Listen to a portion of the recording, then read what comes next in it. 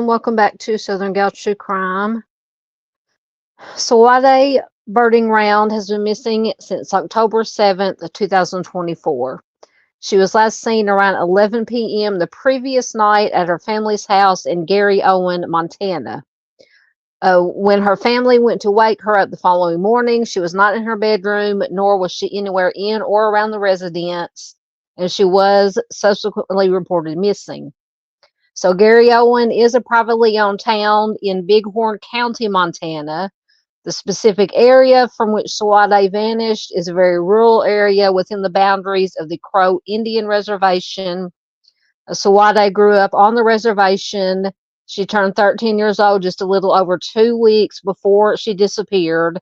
Her family members described her as a quiet girl. She had no history of running away, and reports state that she does have autism and that her disappearance is completely out of character. So widespread searches were conducted for Sawade by both volunteers and professionals, but no sign of her was found. By October 20th, it was announced that the FBI had joined the search for Sawade. At that time, it was also reported that Sawade's phone, which she left behind, had been handed off to the FBI for agents to recover recently cleared text messages and phone calls. And investigators were also looking at one additional phone call that may have been the last person that Sawade spoke with before she vanished. So it's unclear what other evidence the phone might have produced. Sawade still remains missing. Authorities have kept quiet about their investigation due to its ongoing status, which is not unusual. However, they are still appealing to the public for anyone with information about Sawade's whereabouts to come forward. So in an article from March of 2025, Sawade's father, Wade, in a news article nearly 6 months after Sawade went missing, her father, of course, refused to give up hope. In the article, he said, quote, "I really miss her. She's got a great heart. She's like the most awesome person ever." So once again, Sawade does have autism. In the days following her disappearance, search parties mobilized. They scoured the area from the air and ground to water. Despite extensive efforts, including a search by the FBI, there have been no leads. Sawade's father said, quote, "There's still nothing. We had a lot of resources, and just like what the FBI told me, they ruled out that she is here." So once again, Sawade did leave behind her phone, which her family did provide to the FBI for analysis. Once again, according to Sawade's father, they did not find the phone did not provide any more information as to her disappearance. Her father said they did take her phone. They did not get anything off of it, and that was my only lead. A spokesperson with the FBI confirmed to MTN News that the agency is actively working on Sawade's case, and once again urge anyone with information to contact the Bighorn County Sheriff's Office at 406-665-9798 or the Salt Lake City FBI office at 801-575-1400. So according to Sawade's father, he believes that Sawade may have been abducted.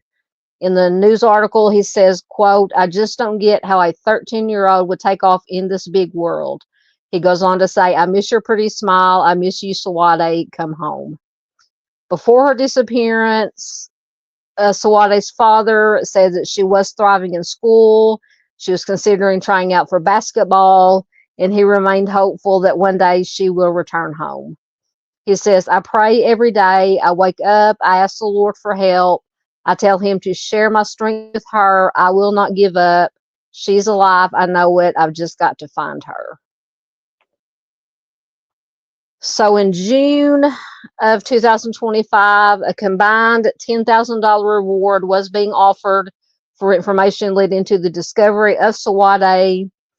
The FBI's Salt Lake City field office offered a $5,000 reward that was matched by the executive branch of the Crow tribe, of which Sawade is a part of. At a press conference, members of the community held a walk and presentation of red balloons at Little Bighorn College. This symbolized collective hope and continued efforts to bring Sawade home, according to Yellowstone Public Radio. So why does this matter? It matters, for one, because a little girl, a teenage girl, is missing. Her disappearance has drawn attention to the broader crisis of missing and murdered indigenous people in the United States, particularly in Montana and other states with significant tribal communities. Indigenous women make up a disproportionate majority of missing and murdered women in the U.S., with a homicide rate 10 times higher for women living on reservations. This is according to the organization Native Hope, and homicide is the third leading cause of death for Native women. The Department of Justice's Operation Project reflects a national push to boost investigative resources and address long-standing disparities in response to cases Indigenous individuals. So once again, Sawade was last seen at her grandparents' Indian reservation in Garryowen, Montana, on the night of October 6, 2024. Since then, she has not been seen or heard from again. The reservation is about 65 miles southeast of Billings and is near the former site of Sitting Bull's Camp on Garryowen Bend of the Little Bighorn River. This is according to the city's website. The area was a traditional summer hunting campsite for many Plains Indian tribes and was the site of the largest Indian gatherings ever recorded in North America. So when Sawade was last seen, she was 13 years old. She was approximately 5'4" to 5'5" tall. She weighed approximately 130 to 140 pounds, with brown eyes and curly brown hair. She is also known to wear an elk tooth necklace. On the night she disappeared, she was wearing a black hoodie with mushrooms, an anime t-shirt, basketball shorts, purple slip-on Skechers, and she may have also carried a black and purple Adidas backpack. This is according to an FBI release.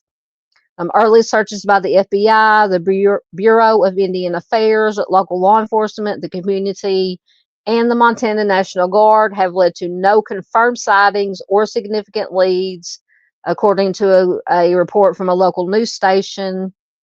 Federal and tribal authorities describe Sawade's case as exceptional due to her age and the circumstances, and they highlighted the ongoing struggle of indigenous communities where dozens of members are reported missing each year. So far this year, 2025, the FBI doubled the number of special agents assigned to investigate cases on the Crow and Northern Cheyenne tribal nations. Data from the Crow tribe showed that while about 78 missing persons are reported annually, most cases are soon resolved. So Mahtab Syed, who's an FBI special agent in charge of the Salt Lake City field office that covers Montana, Utah, and Idaho, said during a press conference, quote, 8 months is an incomprehensible amount of time for any family to be without their child. For 8 months, Sawade's family has had to know life without her. He went on to say, Sawade is not forgotten. She matters, and we are doing anything in our power to bring her home. Her father, Wade, also said during the press conference, quote, it's been a whole different life. To be honest, it's been horrible. I just want to thank the FBI and the Crow tribe and everybody else. Thanks for helping me out and continuing to search for Sawade. Frank Whiteclay, who is a Crow tribal chairman, said during the press conference, quote, we want to match the FBI's reward so we can show not only the family, but the community that my administration is here for the community to assist whenever a crisis comes ahead. So what's next? Federal, tribal, and local agencies are continuing the active investigation. They're seeking public tips and following all available leads. Once again, the FBI urged the public to come forward with any information, and they have established a dedicated tip line for Sawade at the Salt Lake City field office, which is 801-579-6195. Tips can also be submitted online at tips.fbi.gov.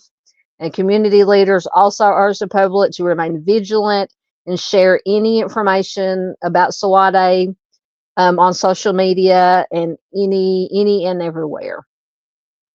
So, guys, you can help bring awareness to Sawade's case by giving the video a like,